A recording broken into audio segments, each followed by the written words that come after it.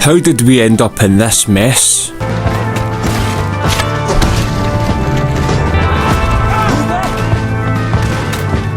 Well, Arthur's horse, named Fingers, passed away recently. He died peacefully with a shot to the head from the TV licence crew.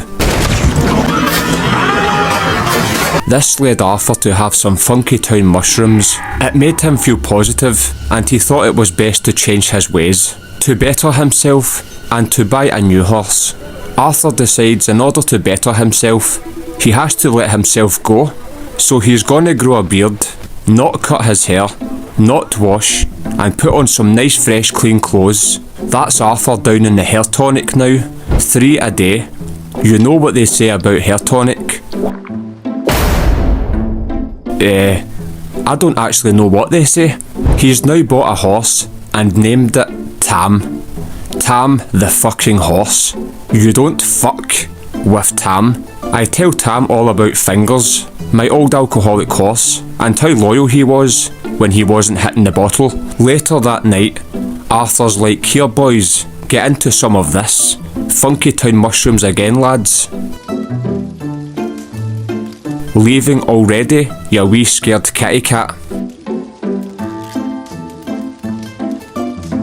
You okay? Arthur's spying on Dutch.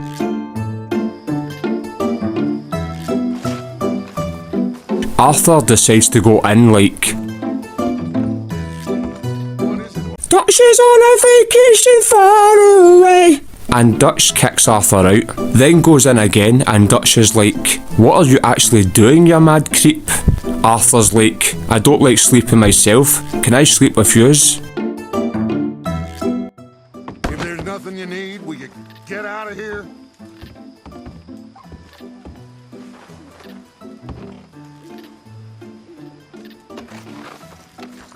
So he wakes up Strauss for no reason whatsoever. What do you need, Arthur? Me and Tam head out to try and get Micah out of jail, as Arthur promised Dutch that he would. On the way there, I come across this poor soul who's been bitten. I got bit. Oh, God. All right. Quit moaning. Oh, God. Let's keep this between us. Oh, you saved my life. Why say?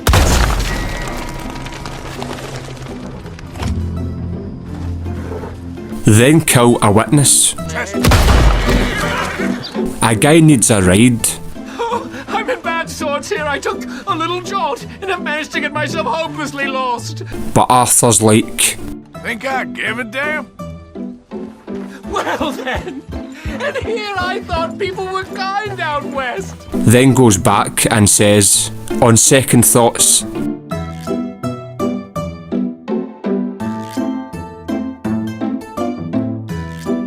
nah. Sorry to get your hopes up, mister. Ain't happening. Then why are you here? Leave me to my lonely demise.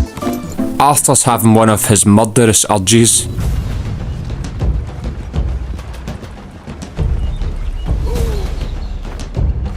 Come on, boy.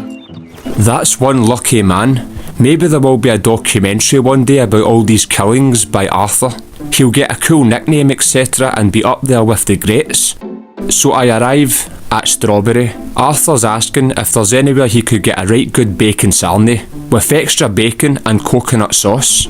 I was thinking of having a bath, but I'll have one next year. So I walk in the jail and they say they're not going to release him because he was fighting with some guy. So they're going to hang him, so he knows better in his next life not to do that again. I'm trying to sneak around to find where Micah is located and accidentally walk back in like an idiot. No,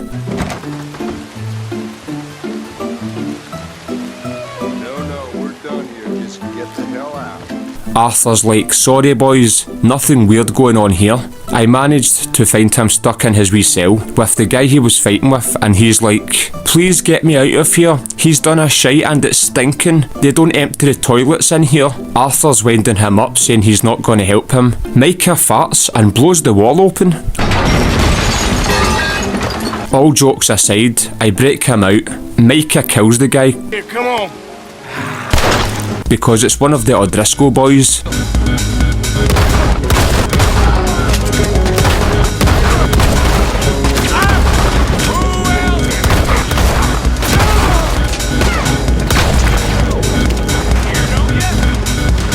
We escape on these beautiful looking wee dogs. Micah says he can't see Dutch just yet because Dutch will give him into trouble, so it's best to talk to him on a later date when he has enough money to buy him some flowers or something nice to say sorry, I suppose. I don't know. Micah gets his guns back and it's cheerio for now. A wee while later, there's this guy on a horse giving Arthur a bit of cheek. Keep to yourself. I got my eye on you. That kind of behaviour will not be tolerated, so I follow behind him for a wee while.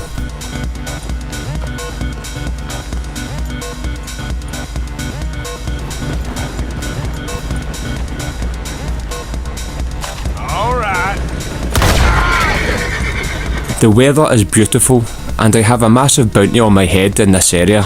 I come across the TV licence crew again.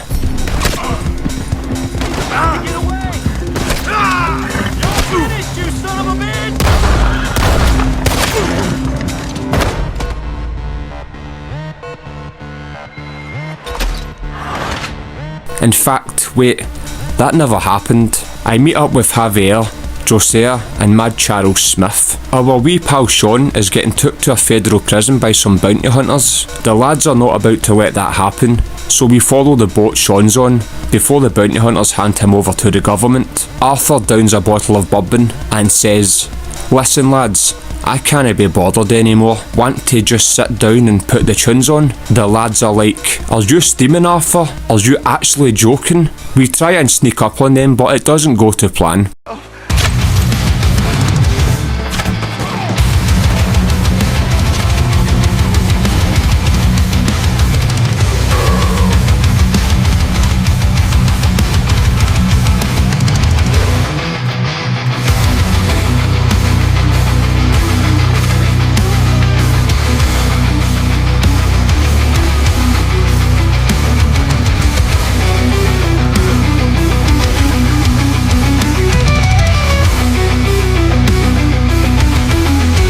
There he is, Mad Irish Sean. Hey, someone cut this rope. Me head's killing me. Hanging upside down. The lads leave Sean hanging upside down for a couple of hours as a wee joke and fire some tunes on and have a wee drink. Maybe the blood rushing to his head will put him to sleep.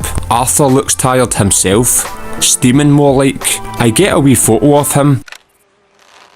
Good memories, so once he's definitely sleeping, I cut him down and his head breaks his fall. Javier takes Sean back to camp. Charles goes back his own way. So it's nothing but good times back at camp. He's been for a while. I enjoy the party, Molly. I am enjoying it. I just don't need to fall over drunk and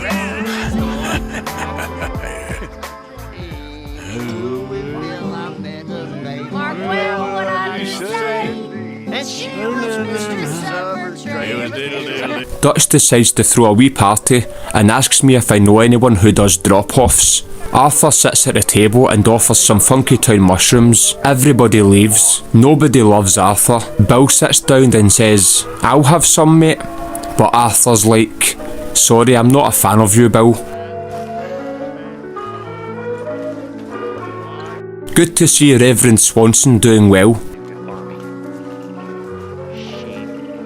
Over wild and free am I, oh, and sing with morn's first beam. Oh, I'm a wild. Enjoy the beers, lads. I've spiked them all with acid.